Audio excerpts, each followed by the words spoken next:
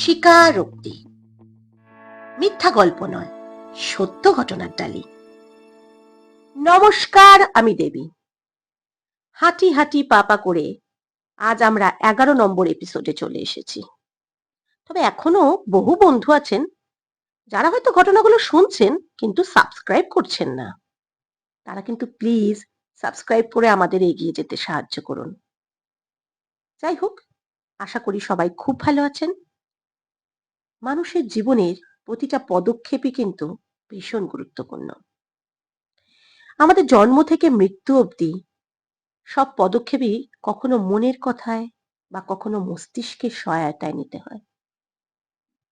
আজ আমরা যে সমাজে দাঁড়িয়ে আছি তাকে সভ্য সমাজ বলে অভিহিত করা হয়, কিন্তু যখন খবরের পাতায় নজর পড়ে দেখি এখনো এই সভ্য সমাজ একটি মেয়েকে অসহায় অবস্থায় পেলে দাঁত নখ বার করতে সময় নেয় না।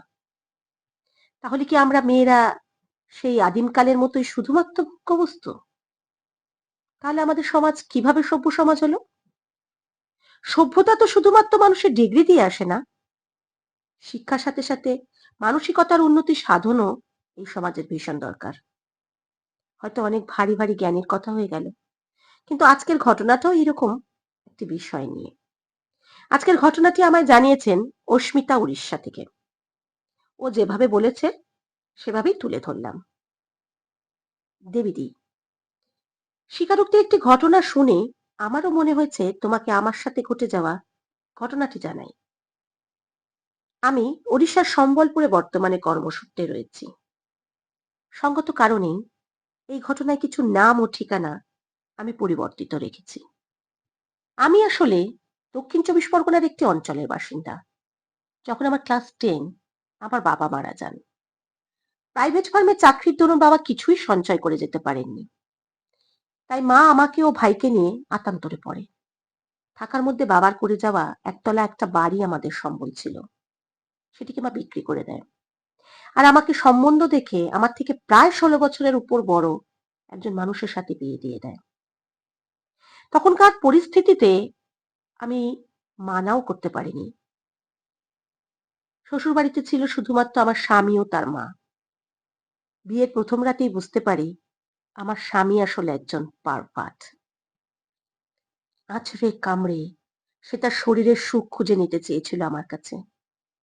আমি জীবন সম্বন্ধে অনভিজ্ঞ, তাই এটাই হয়তো স্বাভাবিক বলে ধরে নিই। কিন্তু যত দিন যায় এই যৌন নির্যাতন যেন বেড়ে অস্বাভাবিক জায়গায় পৌঁছে যায়। এমনকি পাবলিক প্লেসেও সে আমার গোপনাঙ্গে হাত দিয়ে আমাকে অপমান করত। রাতের পর রাত আমি প্রবল আতঙ্কে কাটিয়ে আর যখন পারি না আমার মাকে জানাই। মা সব জানার পর আমাকে এই বাড়িতে নিয়ে আসতে চায়, কিন্তু উনি বাধা দেন ও কমিটমেন্ট করে যে আর আমাকে এইভাবে নির্যাতন করবে না। দুদিন সব ঠিক চলার পর এক রাতে আমি ঘরে গিয়ে দেখি আমার ঘরে বাইরের একজনকে নিয়ে এসেছে। সে ও আমার স্বামী মিলে আমাকে সারা রাত বারংবার ধর্ষণ করে। আমার কোনো প্রতিরোধ সেখানে কাজ করে না। এটাই নাকি আমার প্রাপ্য শাস্তি। এই অত্যাচারে আমি জ্ঞান হারাই। আমার এক প্রতিবেশী দিদি এ বিষয়ে কিছুটা জানতেন। তিনি কিছু বুঝে আমাকে ওনার বাড়িতে নিয়ে যান ও আশ্রয় দেন। আমার মাকে ডেকে আমাকে বাড়ি পাঠিয়ে দেন। এরপর আমি আর ওখানে কোনোদিন ফিরে যাইনি। আমি ওনার বিরুদ্ধে কেস করি, কিন্তু ওনার ক্ষমতার জোরে উনি ওই কেসে প্রমাণ করেন যে আমিই নষ্টা ছিলাম ও মধুচক্র চালাতাম। আমি শুধু অর্থাভাবে এই অন্যায় বদনাম নিতে বাধ্য হই। তবে পরবর্তীকালে আমি নিজের যোগ্যতায় মাস্টার করি ও বর্তমানে রেলে কর্মরতা। সত্যি কথা বলতে এই ঘটনা মনে পড়লে আমার সারা শরীরের শিহরণ জাগে। তাই কারোর সাথে এই ঘটনা শেয়ার করা দূর, আলোচনা করতেও আমি ভয় পাই। আমি শুধু নিজেকে নিজের কাজের মধ্যে আবদ্ধ রেখে চলেছি। তবে আজও ওই অমানুষটিকে ক্ষমা করতে পারিনি, আর ভবিষ্যতেও পারবো না। তবে বিশ্বাস করো, এখনো কোনো মেয়ে নিজের নির্যাতনের কথা বলতে গেলে যে ভাবে প্রতি মিনিটে মানসিক ভাবেও ধর্ষিত হতে হয়, তার শিকার যেন আমার কোনো শত্রুও না হয়। স্বীকারোক্তির জন্য শুভকামনা রেখে আজ শেষ করলাম। তুমিও স্বীকারোক্তির বন্ধুরা ভালো থেকো। বিশ্বাস করুন, এই ঘটনাটি যখন আমি পড়ছিলাম, আমার রুদ্ধশ্বাস লাগছিল।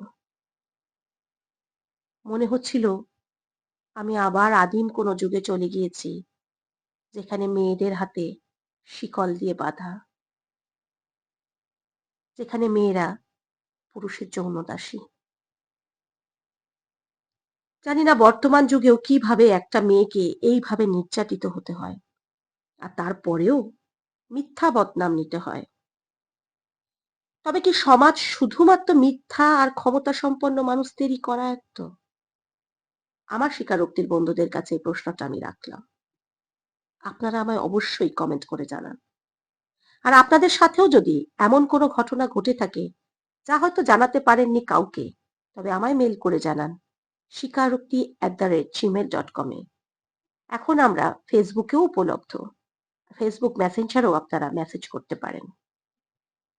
আর মানুষের জীবনের ঘটে যাওয়া সত্যি ঘটনাগুলি জানতে হলে আমার চ্যানেলটিকে সাবস্ক্রাইব করে দিন, আর বেল আইকনটিও প্রেস করে দেবেন। ভগবানের কাছে আশা রাখি সবাই খুব ভালো থাকুন আর ভালো রাখুন।